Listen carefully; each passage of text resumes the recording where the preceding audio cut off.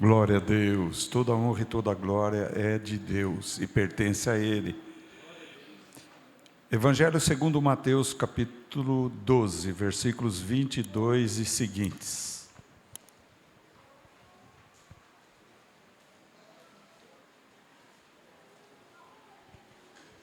Capítulo 12, Mateus, versículos 22 e seguintes.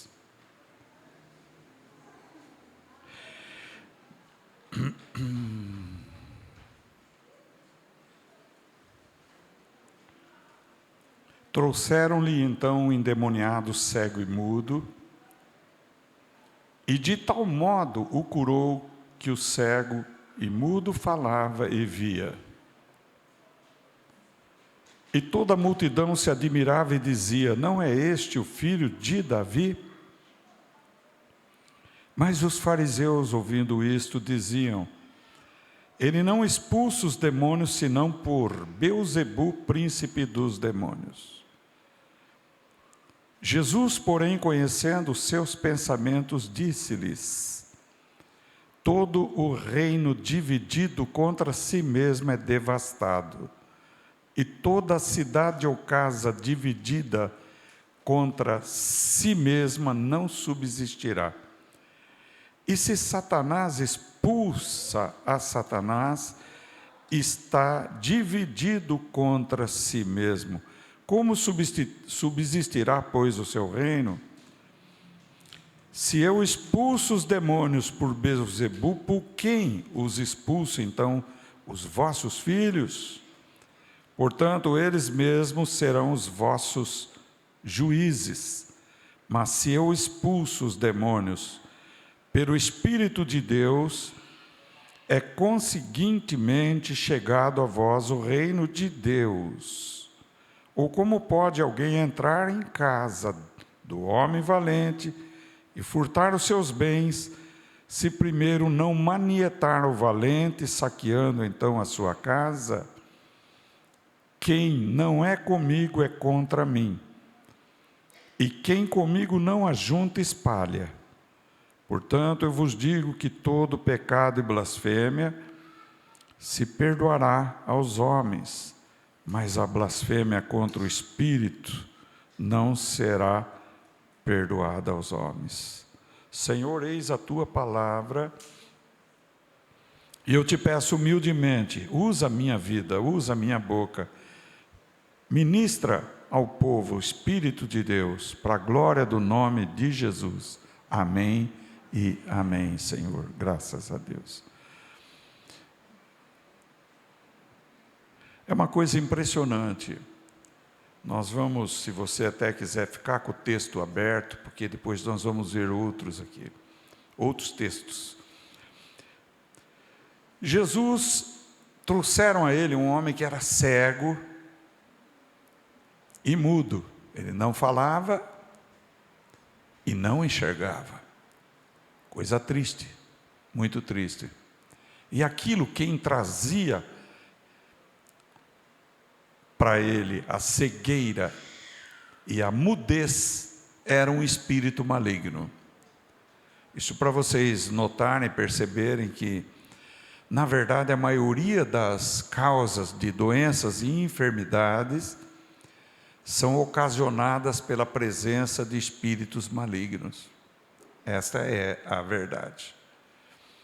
Jesus expeliu esse demônio. E este homem começou a enxergar e a conversar imediatamente. Vocês imaginem o impacto que deu no povo de Israel, povo que eu digo, a multidão que estava ali observando.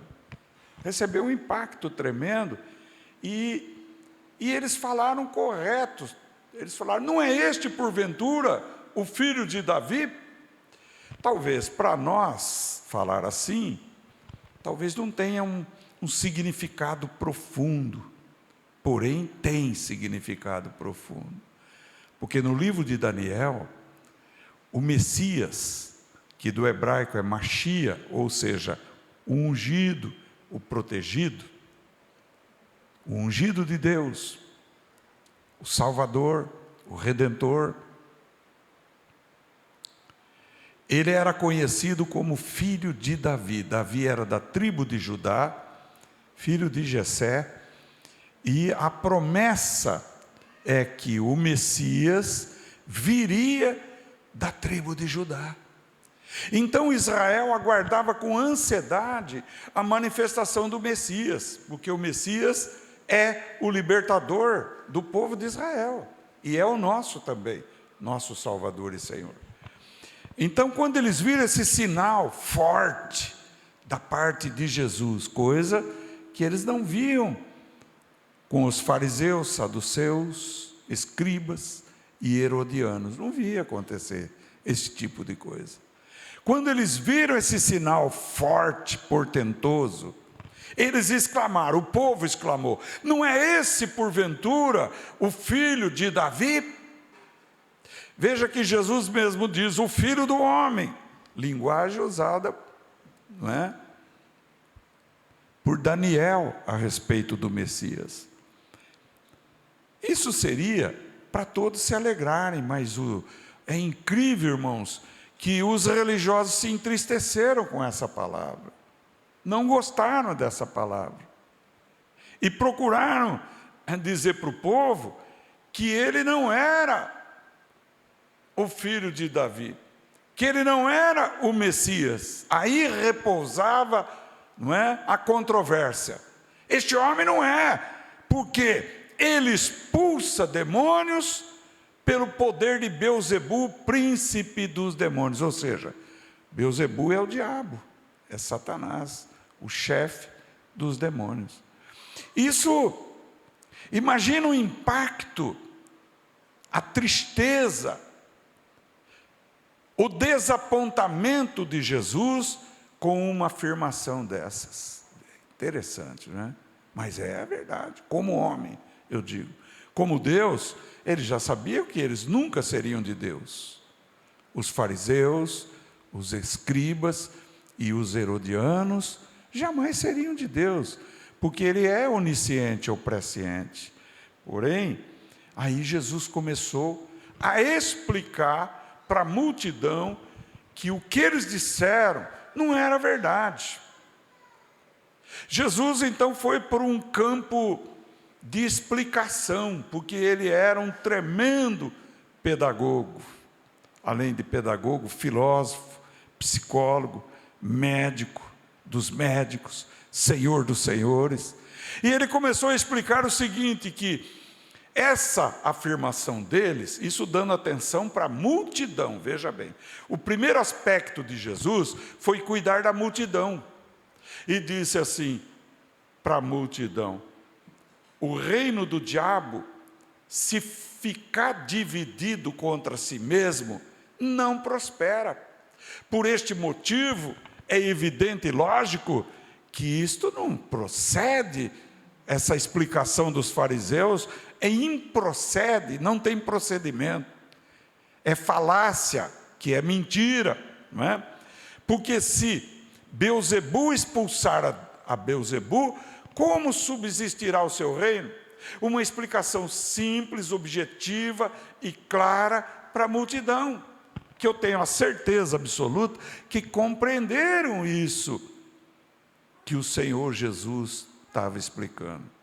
E aí Jesus veio e disse: olha, para entrar na casa onde tem um homem valente, precisa ser mais valente, precisa ser mais forte do que este homem que está na casa, certo? Uma palavra que todos compreendem de uma maneira simples, não é? Jesus aqui estava chamando de casa o ser humano, tá? Vocês já cantaram aquele hino que diz: Jesus, esta casa é tua, quer dizer, a minha vida é tua, o meu espírito é teu, a minha alma é tua, o meu corpo é teu, vem e toma posse da tua casa, quer dizer, habita em mim. Vocês já cantaram este hino, não é? Pode entrar que a casa é tua. Bem, aplique essa compreensão e esse entendimento no que Jesus estava dizendo.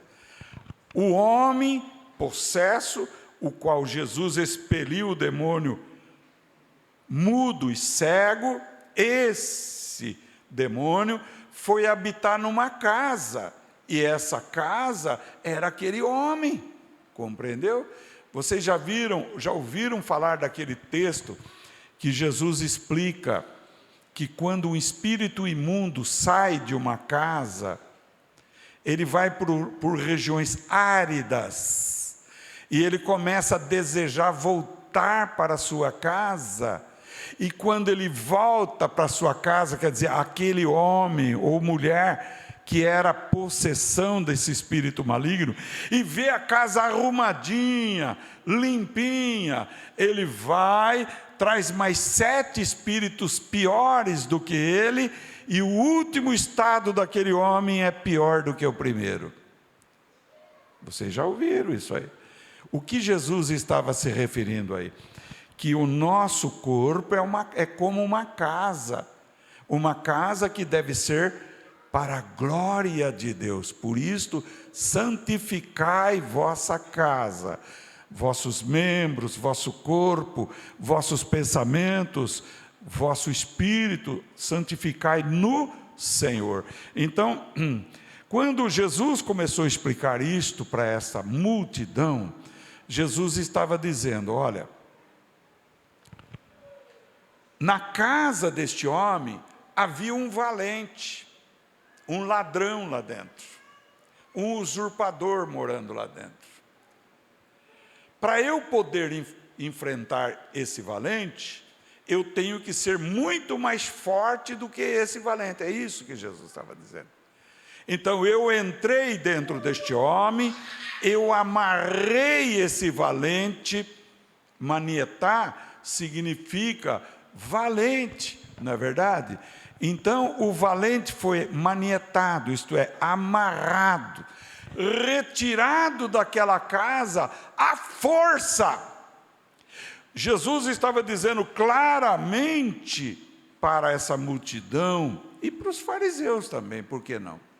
Olha, para tirar Beelzebu lá de dentro, eu tenho que ser maior do que ele, eu tenho que ser mais forte do que ele, eu tenho que ser poderoso. E eu fui lá, amarrei a ele, retirei ele lá de dentro, e por isto este homem agora enxerga e este homem fala. Glória a Deus.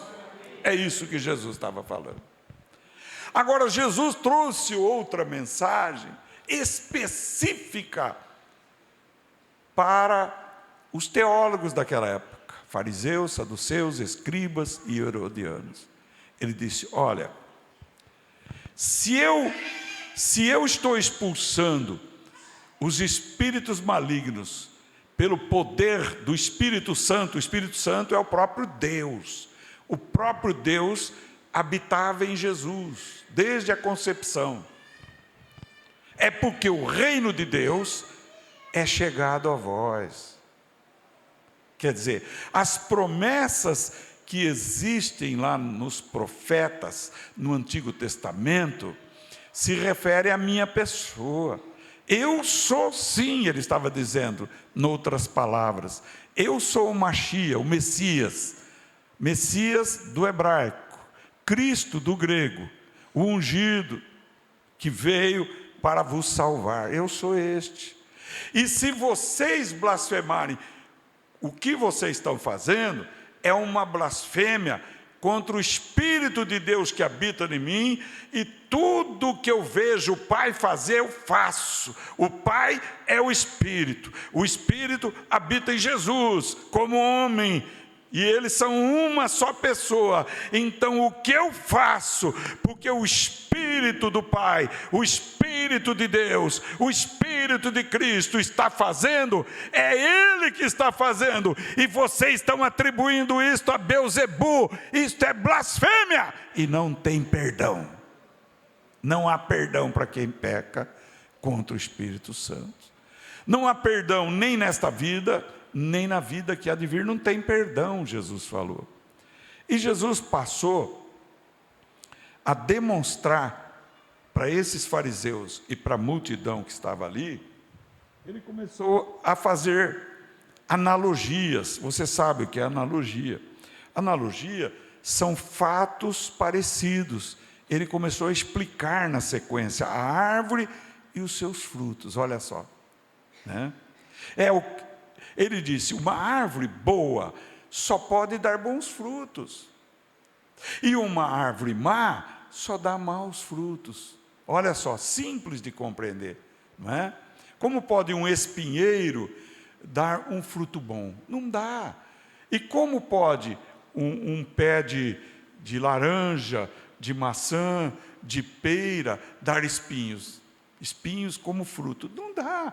A árvore boa produz bons frutos, a árvore má produz maus frutos. E nós já sabemos que quando Jesus fala em árvores, Ele está dizendo a respeito de nós, seres humanos. Ele fala de nós. A árvore plantada junto ao ribeiro de água dá seu fruto no tempo certo. Falando do justo, Salmo 1. João Batista disse, a árvore boa será preservada, a árvore má será cortada e lançada no fogo. Ele não está falando de árvore, mas está falando de pessoas. E Jesus aqui está falando de pessoas. A árvore boa dá bons frutos, a árvore má dá maus frutos. Quer ver como Jesus estava falando? Se o texto estiver aberto aí, Jesus diz no versículo 33 o que eu acabei de afirmar: árvore boa, fruto bom, árvore má, fruto mau. Mas no versículo 34, ele foi direto nos fariseus, saduceus, escribas e herodianos. Ele disse, raça de víboras, como podeis vós dizer coisas boas, sendo maus? Quer dizer, vocês são maus, vocês não podem se esperar coisa boa de vocês, olha só. Por isto, Jesus está falando com você nessa noite, dizendo, não fique impressionado se pessoas más falam coisas más para você. Por quê? A árvore má só dá mau fruto. Como você pode ficar zangado, triste, aborrecido com alguém que só diz coisa ruim? Não era de se esperar isso? Jesus diz que nós conhecemos quem é de Deus pelos frutos, que nós conhecemos quem é profeta pelos frutos, que nós conhecemos quem são os verdadeiros pregadores da palavra pelos frutos, pelas obras, pelas atitudes, por aquilo que falam. Compreenderam? Então, Jesus chamou eles de raça de víboras e diz, pois do que há em abundância no coração, disso fala a boca. Veja bem, o que nós, seres humanos, temos dentro de nós, é o que a boca fala. A boca não fala daquilo que nós não temos dentro de nós. E coração são pensamentos, não é o coração que bate sangue, viu? Tá? Se você começa a compartilhar demais com uma pessoa má, ter amizade e companheirismo com uma pessoa não recomendada, você vai acostumar. E isso pode formar, não é, um vício de atitude na sua vida. E você vai começar a falar coisas ruins, como essa pessoa fala coisas ruins. Por isso que a Bíblia recomenda para nós termos boas amizades, que nós devemos ter pessoas boas ao nosso derredor, para não ouvir o conselho do ímpio, não se deter no caminho dos pecadores, não assentar na roda dos escarnecedores, mas ter prazer na lei do Senhor, na sua palavra, e nela meditar de dia e de noite. Ora, meditar, muitas vezes, não é você pegar a Bíblia, eu vou ler 5 capítulos inteiros, 10 capítulos, não, calma, faz como o passarinho. Você já viu o passarinho beber água? Ele chega, põe o biquinho na água, ergue para cima e bebe devagarinho. Pega a Bíblia, vê um texto, bebe daquele texto devagarinho. come aquele texto devagarinho. Vê o que Deus está falando com você com calma. Então, isso nós devemos fazer todos os dias. Por quê? Porque o que a Bíblia fala, se nós começamos a ler, vai penetrar o nosso coração, isto é, nosso pensamento. E quando penetra o nosso coração, o nosso pensamento, a boca fala o quê? O que o coração está cheio. Entenderam bem isso aí? O hábito de ler a Bíblia é importante. Aí Jesus diz: o homem bom tira boas coisas do seu bom tesouro, e o homem mau do seu mau tesouro tira coisas más. Tudo isto Jesus está falando por causa do que os fariseus disseram dele. Viu? A Bíblia, embora ela seja dividida em capítulos e versículos, que quando nós estudamos bibliologia, nós aprendemos que os soferins que dividiram a Bíblia em capítulo e versículo, e que os massoretas escolheram a qualidade dos textos, saber quem escreveu, de onde veio, se era verdadeiramente profeta, se não está em contradição com outro texto, porque é a palavra de Deus, e a palavra de Deus é verdade. Compreenderam? Então, veja bem, o homem bom tira coisas boas do seu bom tesouro. Aonde é o bom tesouro? É o coração. E o que é o coração? Os pensamentos. Entenderam? Você vê uma pessoa cheia, atormentada por maus pensamentos, essa pessoa entra em sofrimento, entra em angústia, entra em aflição, certo? Por isso que muita gente tira a própria vida, porque precisa beber da água da vida, comer do pão da vida, que é a palavra de Deus. O homem mau só tira coisas más do coração, né? Você já viu que uma pessoa má, ela quer ver o mal, ela não quer ver o bem. Ela chega em você e diz: fulano falou mal de você. Está entendendo? Ciclano está te criticando. Mas uma pessoa boa diz: fulano de tal está precisando muito de Deus, precisa ouvir muito a palavra de Deus. Ora por essa pessoa, aconselha essa pessoa, porque o bom tira coisas boas, o mal tira coisas más. O mal diz assim: olha, o fulano te criticou, vai lá e bate nele, vai lá e briga com ele, vai lá e faz alguma coisa. O mal diz: você está muito angustiado, você está precisando tomar uns mé, você precisa beber um pouquinho para se alegrar. É isso que você precisa fazer. O mal. O bom vai dizer: você precisa de Deus, você precisa de Jesus, você precisa da Bíblia, você precisa se acalmar, você precisa servir a Deus. Está entendendo? O bom. E o mal vai falar para você: a Bíblia não é a palavra de Deus. Quem diz que a Bíblia é a palavra de Deus? Tem tantas religiões na terra, você vai acreditar que a Bíblia é a palavra de Deus? Ela foi escrita por homens, é verdade, mas homens inspirados por Deus, homens que receberam a Deus no coração e a Jesus. Está entendendo?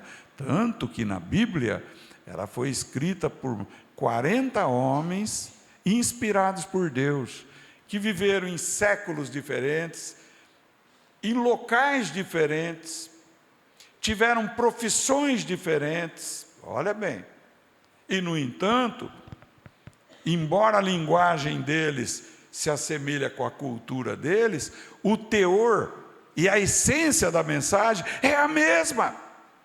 Como pode Isaías ter escrito de Jesus 700 anos antes de Jesus nascer? Como que ele morreria, que ele seria levado ao matadouro, Então é um livro digno de fé. Tá como aqueles cientistas mandaram uma espaçonave para o céu, para o universo, para fazer a contagem do tempo. E os computadores começaram a funcionar, quanto tempo existia o universo. Ele parou de funcionar, o computador, e acusou, está faltando a contagem de um dia no tempo. Um deles era servo de Deus e disse, pois é, Josué orou e o sol parou por quase um dia. Deus ouviu a oração de Josué. Isaías foi até Ezequias e disse, Deus manda te dizer, pode preparar a tua casa, tu morrerás e não viverás. Isaías saiu do palácio, Ezequias virou para a parede e começou a chorar e falou, Senhor, eu tirei a idolatria toda que está nos bosques de Israel, eu fiz o que era justo aos teus olhos. Estava saindo o profeta, Deus disse, volta e diga para Ezequias, eu ouvi a tua oração e te acrescento 15 anos de vida. Então Ezequias pediu ao profeta, que sinal tu me dás de que Deus vai dar esses 15 anos mais de vida? Ele falou, você pede. Ele disse que se adiante o tempo. E ele mesmo parou e disse, adiantar até que é fácil. Não é, ninguém pode adiantar o tempo. Eu quero que retroceda, acho que 20 graus, numa escala lá determinada, que eu não me recordo agora. E o profeta orou e retornou 20 graus, que somado com quase um dia, quando Josué pediu, deu as 24 horas. Reprogramaram o computador e o computador pôde funcionar. E você vê que é milimétrico. Está escrito na palavra, em Ezequiel 39, que Gog, Magog, Meseque e Tubal invadirão Israel. Quem é Gog, Magog, Meseque e Tubal? Rússia, China, Irã, Iraque, os associados árabes, muçulmanos, de linha muçulmana, vão invadir Israel. O que nós estamos percebendo que está acontecendo? Uma guerra entre Hamas e Israel, por causa do que eles fizeram Hamas dia 7 de outubro do ano passado. Muito bem. Com isto, o Irã está se levantando, a Rússia é unida com o Irã, a China é unida com a Rússia, com a Coreia do Norte, com o Iraque, com a Síria, com os que estão ali no Líbano, e etc., e vão atacar Israel. Mas já está profetizado em Ezequiel 39. Vão morrer nos montes de Israel. Isso não aconteceu ainda, mas vai acontecer, e vocês vão ouvir isto, e vão saber disto. Vocês viram outro dia que o Irã mandou mísseis sobre Israel. Israel tem o domo de ferro e se protegeu contra esses mísseis. Porém, esses fatos irão acontecer ainda. Mas não é disso que eu queria falar. Eu quero falar que a Bíblia diz que Jesus voltará para instaurar um reino de 1000 anos na face da terra, com sede em Jerusalém, e haverá 1000 anos de paz. E nós, igreja de Deus, que estamos vivos, se formos fiéis, seremos arrebatados antes disso por Cristo Jesus, e voltaremos com Ele, e governaremos, e Jesus vai cumprir a palavra que Ele deu à sua igreja, que Ele diz, eu te coloquei sobre o pouco, tu foste fiel, agora eu vou te colocar sobre o muito. Porque na terra haverão 2/3 da humanidade que vai sobrar em carne, não vão morrer, vão nascer muita gente, imagine 1000 anos. E nós vamos evangelizar essas pessoas, porque estaremos num corpo ressurreto, transformado, e abençoado por Deus. São palavras que vão se cumprir ainda. Mas o que mais que eu posso falar aqui do texto de hoje? Deus me levou a falar outras coisas. Jesus diz no versículo 36 e 37, mas eu vos digo que de toda palavra ociosa que os homens disserem, hão de dar conta no dia do juízo. Essas palavras que os fariseus disseram a Jesus, expulsa demônio pelo poder de Beelzebu, é uma palavra ociosa, e eles vão dar conta no dia do juízo. No versículo 37, Jesus diz, porque por tuas palavras serás justificado, e por tuas palavras serás condenado. Veja o exemplo no Evangelho de Lucas, lá no fim do Evangelho, se não me engano, capítulo 21, quando um dos malfeitores crucificados ao lado de Jesus disse, lembra-te de mim, quando tu estiveres no teu reino. E antes ele disse para o outro, o colega dele de bandidagem, nós merecemos esse castigo. Isto é, ele viu que estava errado, ele se arrependeu, e ele viu que Jesus ia para o reino dele. E ele disse, lembra-te de mim quando estiveres no teu reino. Jesus disse, em verdade te digo, ainda hoje estarás comigo no paraíso. Tu estarás comigo no paraíso. Olha só. Pelas tuas palavras serei justificado. O apóstolo Paulo diz em Romanos 10, verso 9 e 10, se com o coração, pensamentos, você crê em Jesus como Filho do Deus vivo, e com a boca você faz confissão de que Ele é o Cristo, o Filho do Deus vivo, que pagou teus pecados, que morreu no teu lugar, você será salvo, porque com o coração se crê e com a boca se faz confissão para a justiça. Olha aí, isso está na palavra, Romanos 10, verso 9 e 10. Aqui Jesus está dizendo, porque por tuas palavras serás justificado. Olha aí, sabemos que fomos justificados pela fé em Jesus Cristo. Romanos 5, verso 1, diz, justificado pela fé, temos paz com Deus, por nosso Senhor Jesus Cristo, pelo qual temos direito a entrar nesta graça, e nos gloriamos nesta graça, aleluia. Veja bem então, que as palavras justificam, mas as palavras também condenam. Quando a pessoa diz, eu não creio, como que eu vou crer em Jesus?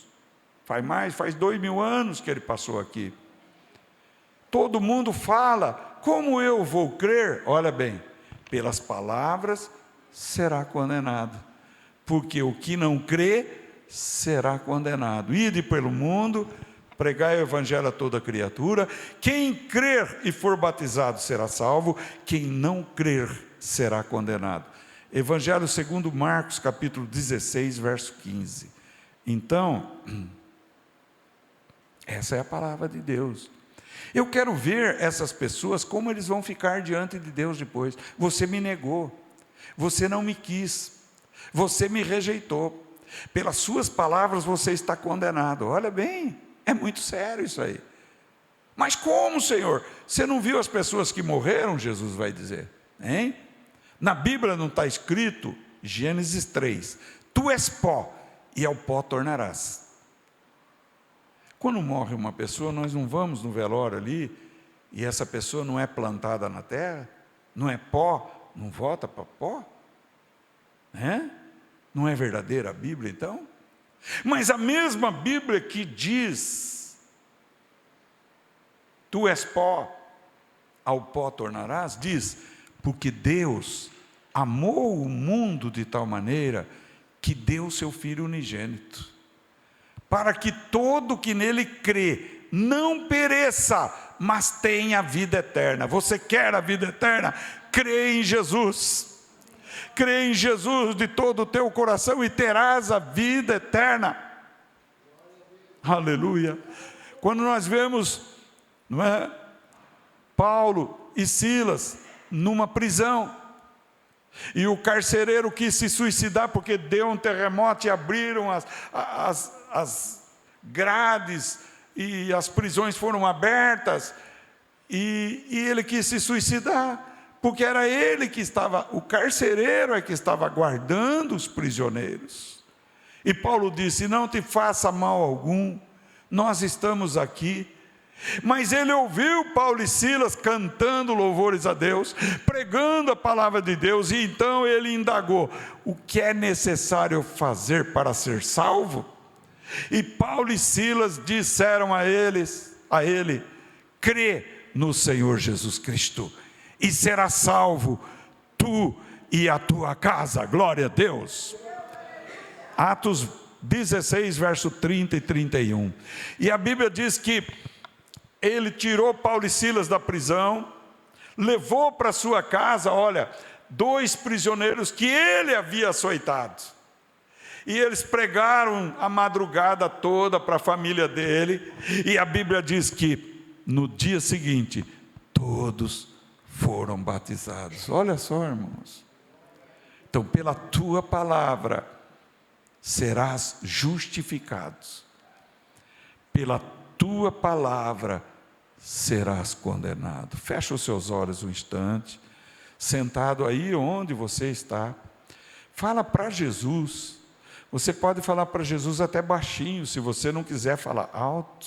Fala para Ele: eu creio que Tu és o Filho do Deus vivo. Diga isso agora. Eu creio. Eu creio com todo o meu coração, com toda os meus pensamentos, que Tu és o Cristo, o Filho do Deus vivo, que o Senhor morreu por mim numa cruz e derramou sangue e me pagou os pecados mediante o sangue derramado. Eu te recebo nesta noite como meu Salvador, como meu único Senhor. Amém, Senhor. Amém, Jesus.